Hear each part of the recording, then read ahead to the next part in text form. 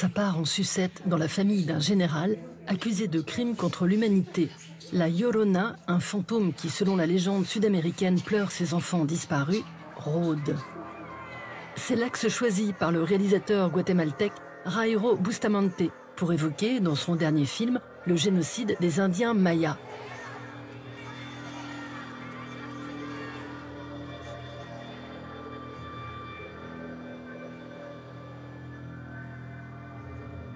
Il est un peu décevant, mais normal, que des grandes puissances dans le monde ne connaissent pas l'histoire d'un génocide si grave comme celui qui est arrivé au Guatemala.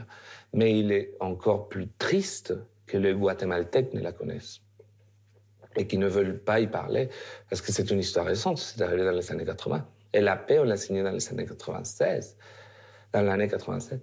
Donc, moi, je me suis dit comment habiller cette histoire pour que les gens, mon public local, l'acceptent. Et je suis arrivé à l'horreur. Et quelque part, la Llorona est une héroïne aussi, donc c'était un peu le mélange d'utiliser l'horreur et les super-héros. Pendant le tournage, sous le coup de menaces à peine voilées de la part du pouvoir guatémaltèque, Jairo se réfugie dans les ambassades françaises et mexicaines de Guatemala City.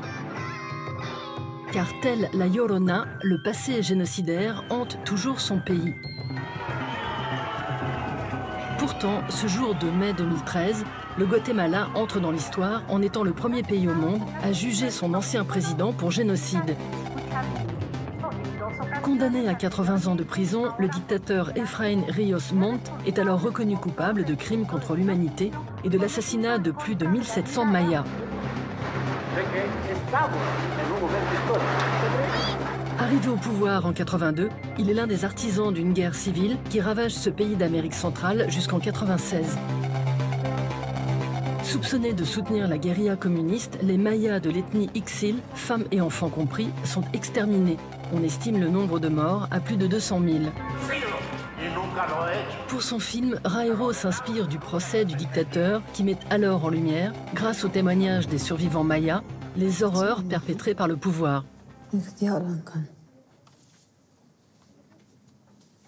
Primero quemaron los cultivos, después las casas, después nuestra ropa y los animales. Afuera nos separaron a las mujeres y a los niños de los hombres que quedaban.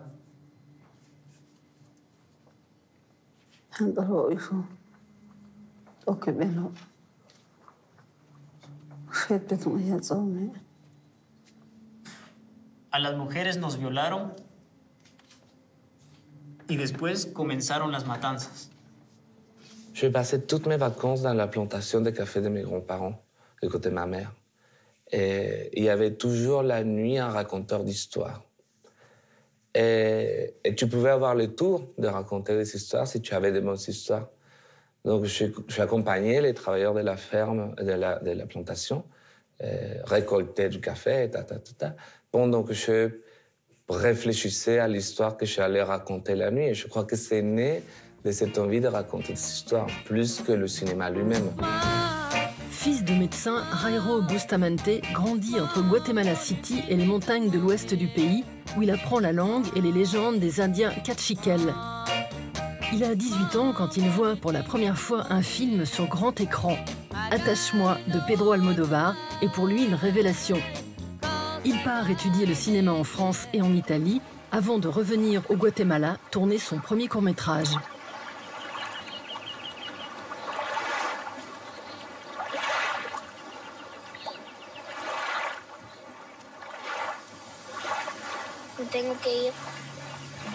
Dans ses films, Bustamante veut dénoncer l'hypocrisie de la société guatémaltèque qui n'assume ni ses origines indiennes ni son passé récent. Il se lance alors dans une trilogie de longs métrages à partir des insultes les plus populaires du pays.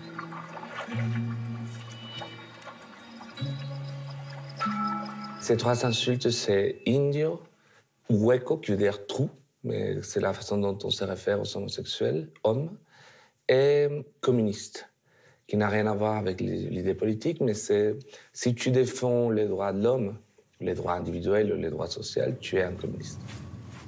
Avec Ixcanul, premier volet de sa trilogie, et Ours d'argent au Festival de Berlin, Jairo raconte l'histoire d'une adolescente maya qui doit fuir pour éviter un mariage forcé.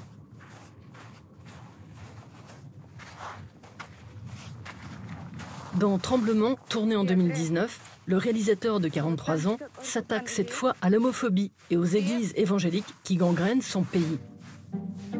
Quiero que reflexione en lo primero que le venga a la mente las palabras que le voy a decir. Amor. Familia. Dios. Padre. Anormal. Yo. Pour être insulté d'homosexuel, tu dois même pas être homosexuel. Tu dois juste ne pas avoir un problème envers ça. Et donc, si tu acceptes tes origines, si tu acceptes les autres et tu défends les droits de l'homme, là, tu as les 3 insultes. Donc ça, c'est ce qui est le pire. Évidemment, en pyramide des insultes, je pense que c'est un lien les plus graves homosexuels et communistes.